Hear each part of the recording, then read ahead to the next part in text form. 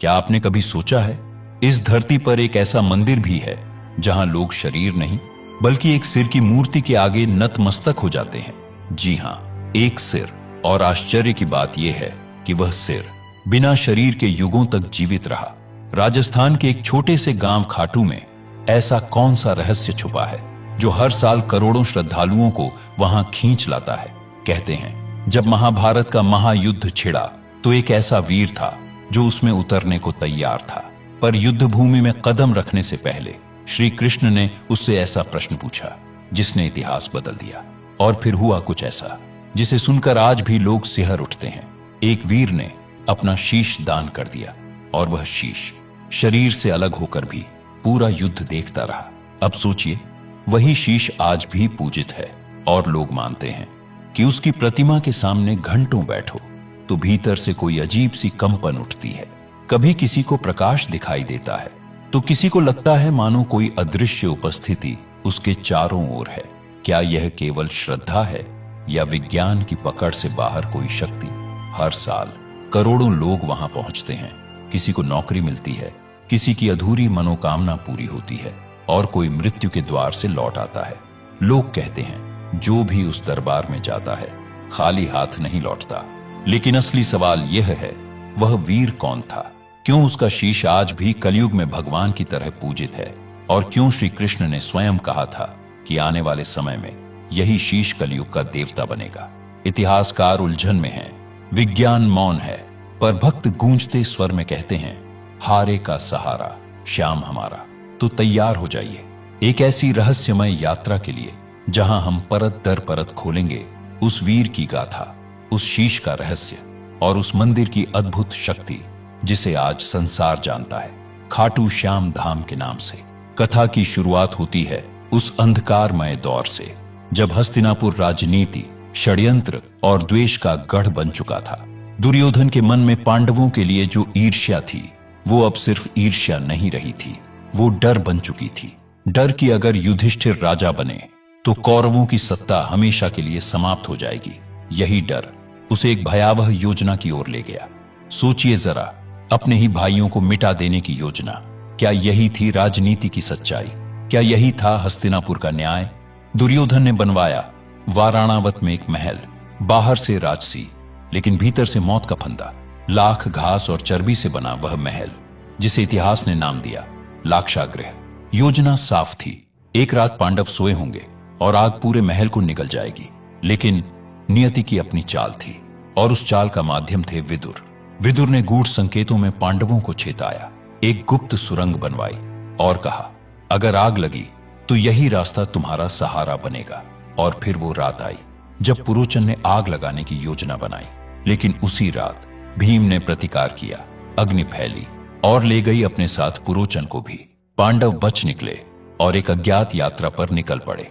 अब सोचिए, अगर विदुर ने चेतावनी न दी होती तो क्या महाभारत का युद्ध कभी होता? क्या इतिहास की दिशा वहीं बदल जाती? पांडव उस सुरंग से निकलकर हिंडनी नदी के किनारे पहुंचे।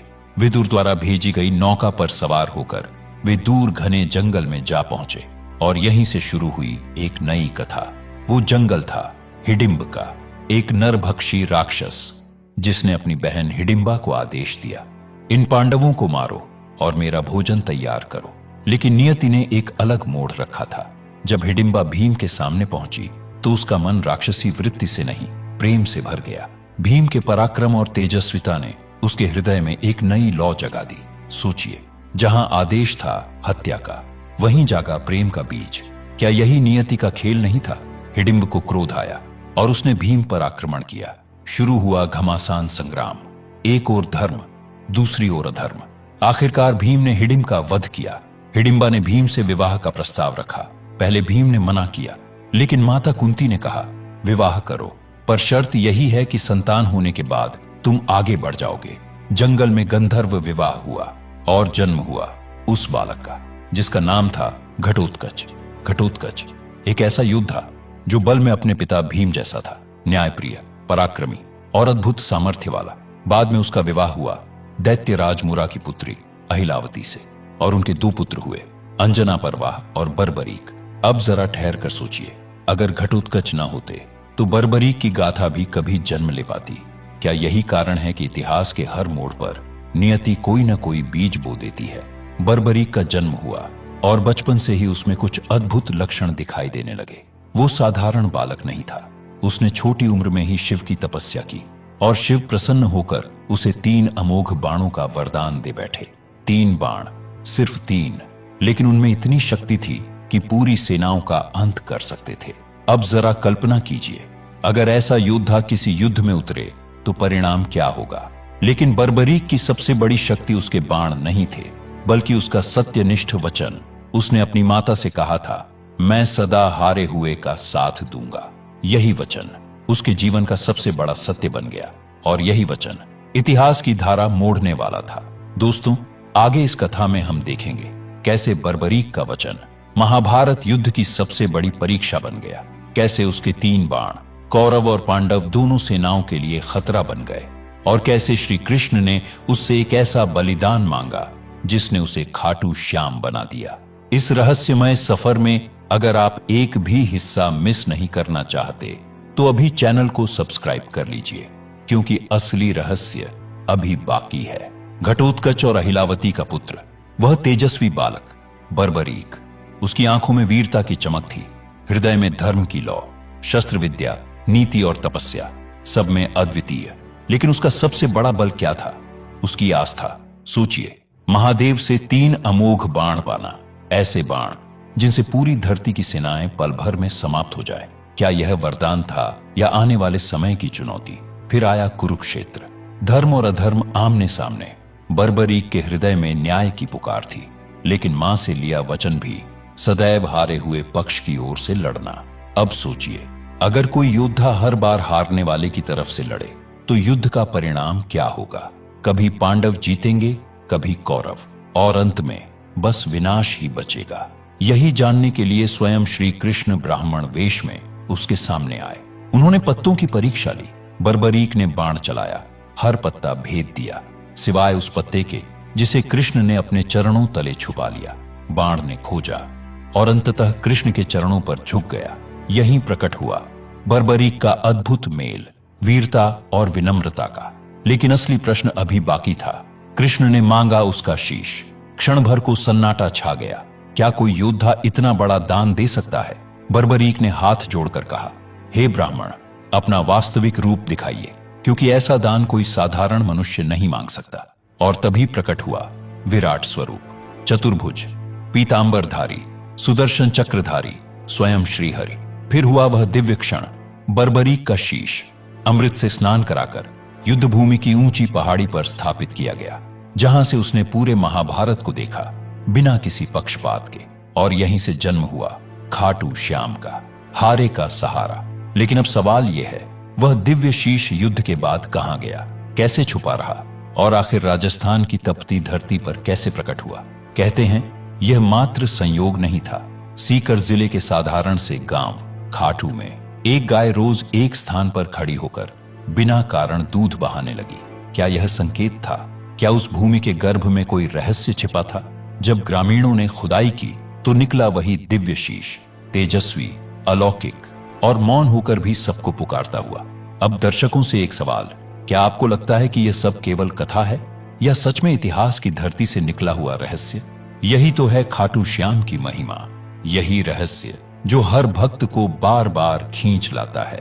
कई दिन बीत गए, पूरा गांव प्रतीक्षा कर रहा था।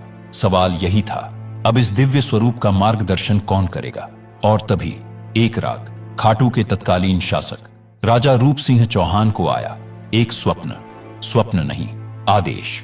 स्वयं श्याम बाबा ने कहा, मेरे स्वरूप के लिए एक मंदिर बनाओ। अब मैं इस स्थान पर वास करना चाहता हूं। समय आ गया है। राजा की नींद टूटी, लेकिन उनके भीतर किसी और ही ऊर्जा का संचार हो चुका था। सुबह होते ही उन्होंने शिल्पियों और पुरोहितों को बुलाया, आदेश दिया, इस पावन स्थल पर भव्य मंदिर का निर्माण होगा।